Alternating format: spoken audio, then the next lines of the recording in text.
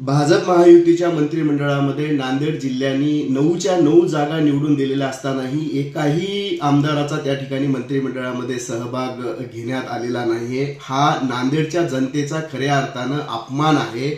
ज्यावेळी काँग्रेसचं सरकार ह्या महाराष्ट्रामध्ये होतं त्यावेळी नांदेड जिल्ह्याचा मंत्रिमंडळामध्ये सहभाग असायचा, तर मंत्रिमंडळामध्येच नाही तर या जिल्ह्याचा नेते हे 4 वेळा मुख्यमंत्री होते, केंद्रीय गृहमंत्री होते आणि पहिल्यांदा निवडून आलेल्या आमदाराला सुद्धा काँग्रेसनी ह्या ठिकाणी मंत्रिमंडळामध्ये सहभागी करून जिल्ह्याचा पालकमंत्री केलेलं होतं। हा काँग्रेसचा इतिहास असताना आज भाजप आणि महायुतीचं सरकार स्थापन झालेलं आहे आणि महायुतीला जिल्ह्यातल्या 9च्या 9 जागा ह्या इथल्या जनतेनं बहुमतानं दिलेल्या आहेत। पण आज घडीला नांदेड जिल्ह्याचा एकही मंत्रिमंडळामध्ये समावेश झालेला नसल्यानं या ठिकाणी नांदेडचा विकास कुठेतरी खुंटतो की काय अशा पद्धतीचा एक प्रश्न इथल्या जनतेला पडत आहे। आणि खऱ्या अर्थानं जनतेनं एवढा मोठा बहुमत त्यांना दिलेला असतानाही या जनतेचा कुठेतरी मंत्रिमंडळामध्ये सहभाग न केल्यामुळं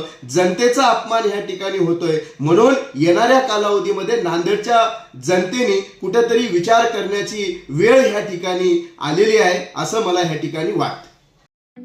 ठळक घडामोडींसाठी देशोन्नती न्यूज चॅनलला सबस्क्राइब करा आणि बेल आयकॉन प्रेस करा।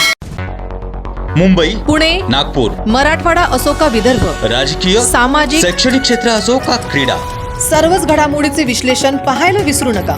फक्त देशोन्नती न्यूजवर।